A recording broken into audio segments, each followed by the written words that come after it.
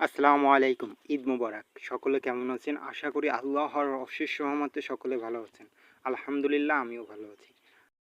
সকাল সকাল গোসল করে আমরা চলে আসছি ঐতিহাসিক ষাট গম্বুজ জামে মসজিদে নামাজ পড়তে।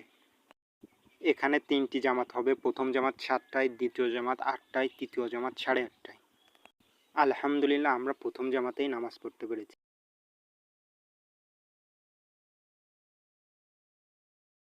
এখানে একসঙ্গে প্রায় ৫,০০০ লোক নামাজ পড়তে পারে।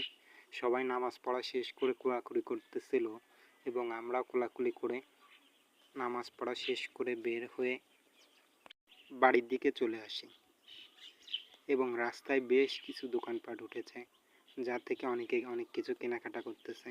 আমরা তেমন কিছু আর কিনি নাই, আমরা বাড়ির দিকে চলে আসছি। আজকের ভিডিও এই পর্যন্তই। আল্লাহ হাফেজ। ঈদ মুবারক।